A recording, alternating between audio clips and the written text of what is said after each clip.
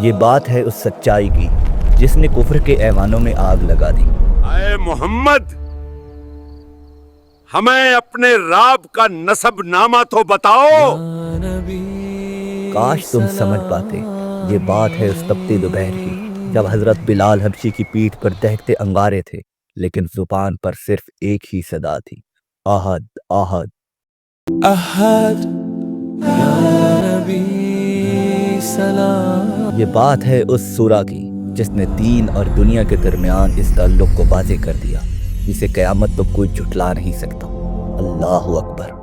قل هو اللہ احد یا نبی سلام۔ اسکالرز کہتے ہیں کہ سورہ اخلاص مکہ کی اس دور میں نازل ہوئی جب مکہ کے بڑے بڑے چودھری ابو جہل اور ابو لہب جیسے لوگ اللہ کے وجود پر سوال اٹھا رہے تھے۔ وہ اپنے ہاتھوں سے بنائے ہوئے بتوں کی طرح اللہ کو بھی ایک مادی چیز سمجھتے تھے۔ ہمارے تو لات اور عزا ہیں، تمہارے اللہ کا خاندان کہاں ہے؟ ان جاہلوں کے سوال کا جواب دینے کے لیے اللہ نے خود اپنا تعارف کرایا۔ ترمذی کی حدیث کے مطابق جب ان سے پوچھا گیا کہ آپ کا رب کیسا ہے تو اللہ نے یہ 4 آیتیں نازل فرمائیں جنہوں نے کائنات کا سب سے بڑا سچ واضح کر دیا۔ بسم اللہ الرحمن الرحیم قل هو اللہ احد۔ یہاں واحد نہیں احد کہا گیا ہے۔ واحد وہ ایک ہے جس کے بعد 2 آتا ہے، لیکن احد وہ ایک ہے جس کا کوئی دوسرا حصہ نہیں۔ وہ اپنی ذات میں اکیلا ہے، بے مثال ہے۔ لم یلد ولم یولد یا نبی سلام علیہ۔ سمد کا مطلب ہے وہ ہستی جس کا ہر کوئی محتاج ہو لیکن وہ کسی کا محتاج نہ ہو۔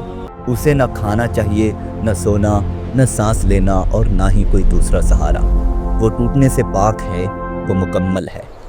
ولم یکن له کفوا احد۔ یہ آیت ان تمام جھوٹے نظریات کی جڑ کاٹ دیتی ہے جو کہتے تھے کہ فرشتے اللہ کی بیٹیاں ہیں یا عزیر اللہ کے بیٹے ہیں۔ اللہ اس انسانی کمزوری سے پاک ہے کہ اسے اپنی نسل چلانے کے لیے کسی کی ضرورت ہو۔